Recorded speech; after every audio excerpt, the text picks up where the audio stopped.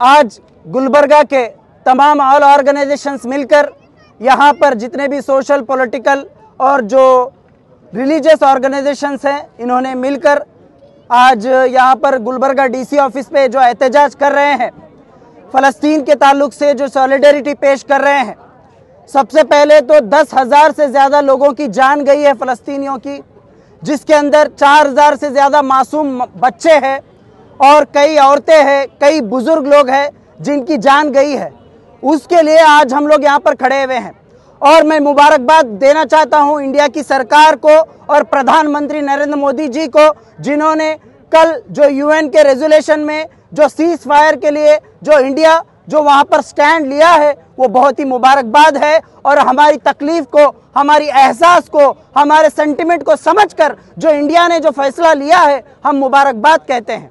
और हम ये कहना चाहते हैं कि इंडिया जो एग्रीकल्चर, जो मिलिट्री, जो डिफेंस और वाटर प्लांट जो इजराइल के साथ जो टाई अप है, वो तमाम टाई अप को ख़त्म करना है और फ़लस्तीन की सॉलिडेरिटी के साथ खड़े होना है। जब तक आप लोग ये जो बयानबाजी है, ये जो बातें हैं, ये छोड़कर जब तक हक के लिए, सही सॉलिडेरिटी के लिए खड़े नहीं होंगे तो इंसाफ नहीं मिलेगा। आज उसी को डिमांड लेकर आज सभी ऑर्गेनाइजेशंस लोग मिलकर यहाँ पर एहतजाज किए हैं।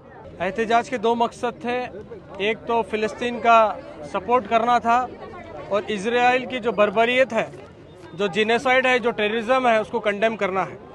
आज ऑल ऑर्गेनाइजेशन ऑफ गुलबर्गा की जानिब से प्राइम मिनिस्टर ऑफ इंडिया को हम लोगों ने मेमोरेंडम दिया।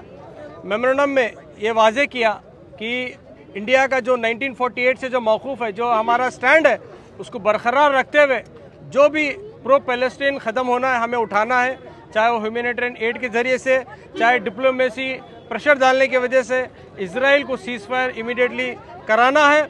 और जो वार क्राइम हुए हैं, वार क्राइम के लिए इजराइल को इसको दोषी बनाकर इसका हिसाब भी लेना है, क्योंकि हम देखते हैं OIC एक टूथलेस टाइगर हो चुका है।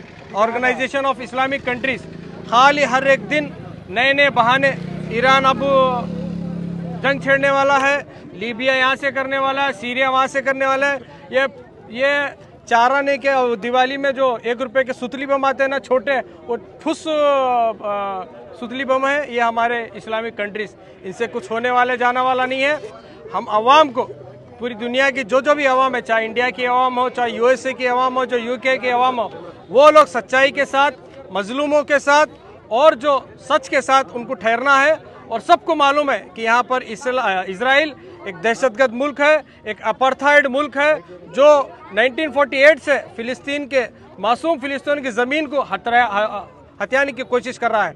इंडिया का जो परसों जो स्टैंड था UN में, वो बहुत ही काबिल कबूल है।